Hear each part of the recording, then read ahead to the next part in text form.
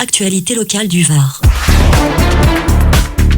Les Alcooliques Anonymes France vous présentent un résumé en images du congrès de leur 64e anniversaire qui se déroule au Palais Neptune de Toulon les 9 et 10 novembre 2024.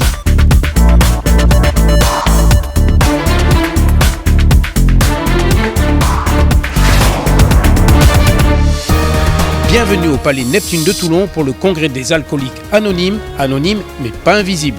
Et maintenant, place à l'actualité.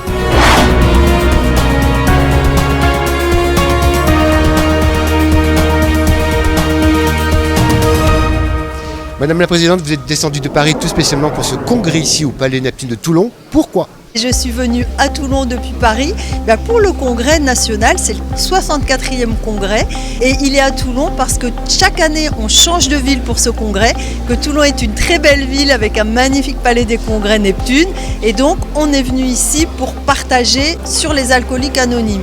Notre but c'est de les faire connaître au maximum de gens, tout simplement parce que les alcooliques anonymes ça sauve des vies, ça sauve des familles et puis l'autre but aussi c'est de faire se rencontrer les alcooliques anonymes de toute la France de manière à faire un esprit de groupe. Vous étiez tout à l'heure en plateau, j'ai aperçu ou j'ai senti une émotion qui vous a submergé. Pourquoi ? J'ai beaucoup d'émotions avec les alcooliques anonymes parce que tout simplement, la première fois où j'en ai entendu, ça m'a énormément touché leur témoignage et je reste très touchée et j'ai conscience du fait qu'en militant aux alcooliques anonymes, on sauve des vies. C'est pas juste aider des gens à être en meilleure santé, c'est sauver des vies, redonner la joie de vivre, redonner le bonheur à des personnes qui sont alcooliques et à leur famille, à leur entourage et à toute la société finalement. Alors, Karine Lagier, vous avez une intervention ici au congrès des alcooliques anonymes France. Comment ça a commencé cette histoire ? C'est une longue histoire à vrai dire.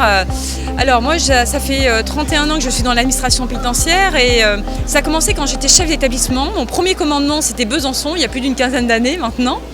Et j'ai rencontré par le médecin de prévention, le médecin qui s'occupe des personnels et on a fait rentrer le premier groupe en prison. Et partout où je suis passée, la prison du Mans, la prison de Poitiers, plus récemment, ou encore les Baumettes que je dirige depuis juin 2022, j'ai fait rentrer les alcooliques anonymes. Pour travailler au contact des personnes détenues, mais des soignants aussi, on ne prend pas la place, pour mettre en place des groupes. Vous avez des résultats dans les prisons ? Dans toutes les prisons où je suis passée, les groupes sont restés. À l'exception des bénévoles que l'on a pu perdre entre-temps, pour des raisons évidemment liées à leur engagement des bénévoles. Bonjour Aurélie, vous êtes psychologue. Pourquoi votre visite aujourd'hui et quel a été votre rôle ? Alors, mon rôle ici aujourd'hui a été de présenter le travail que je menais en matière de prévention des risques routiers. Et la justice a fait appel à vous. Pourquoi ? Alors la justice, elle a fait appel à moi parce qu'elle a souhaité me faire rencontrer les alcooliques anonymes de façon à ce que je puisse, dans mon travail de psychologue sécurité routière, aider les personnes qui sont dépendantes alcool à faire du lien avec les alcooliques anonymes.